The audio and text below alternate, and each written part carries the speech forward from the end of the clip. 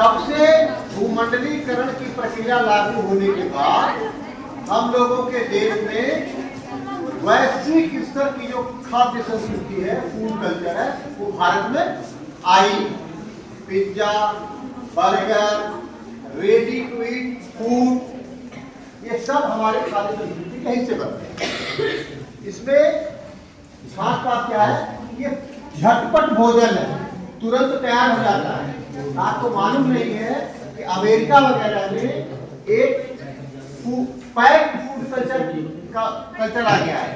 खाना क्या होता है, वो पैक्ड रहता है। आप खाली अपने घर में फ्रीजर रखिए और वार्मर रखिए, तुरंत फ्रिज से निकाला, खाने को गर्म किया।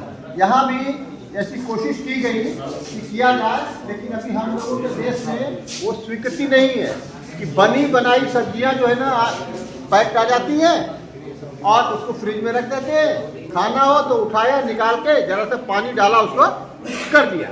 लेकिन ये बहुत जल्दी आपके देखते देखते ये सब हो जाएगा।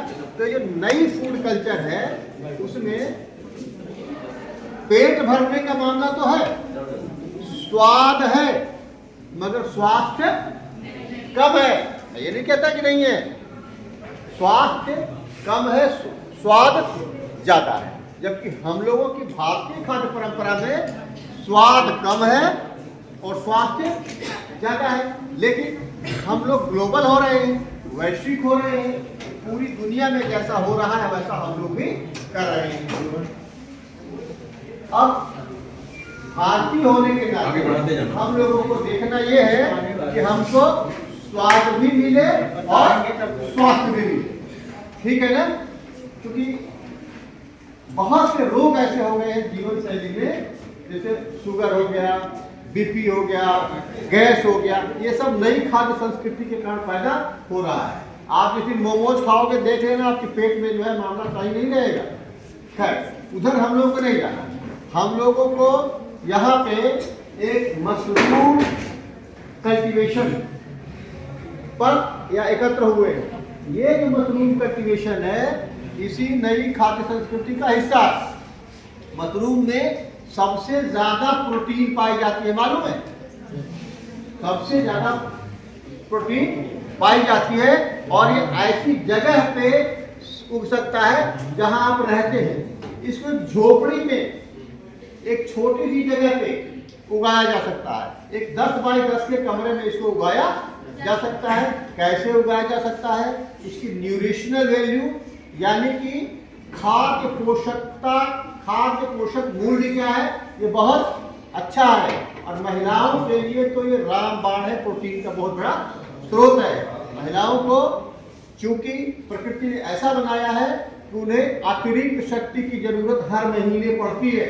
वो अतिरिक्त शक्ति कहाँ से आएगी? इस अच्छी खाद्य परंपरा से ही आएगी।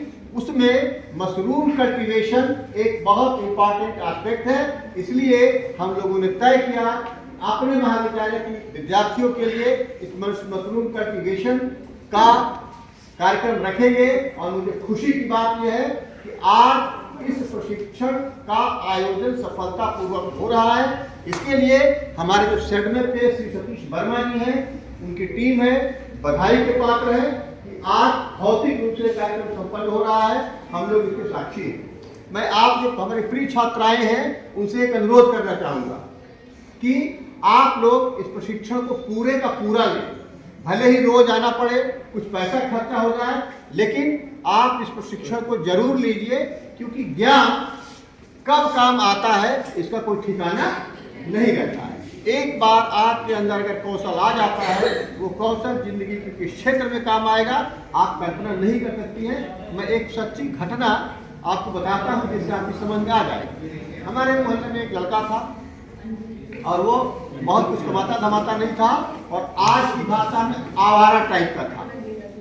ठीक है, आज की भाषा में आवारा टाइप का था। लेकिन अब हुआ, शादी सबकी होनी है, उस लड़के की भी शादी हुई और शादी होती है, सबकी शादी होनी है। चला गया माइक ले। बाई चांस वो आवारा था, घूमता फिरता रहता था, तो कुछ कमाता धमाता नहीं था। तो उसके पिताजी जब तक जीवित थे तब तक तो ठीक था। उसके बाद पिताजी खराब हो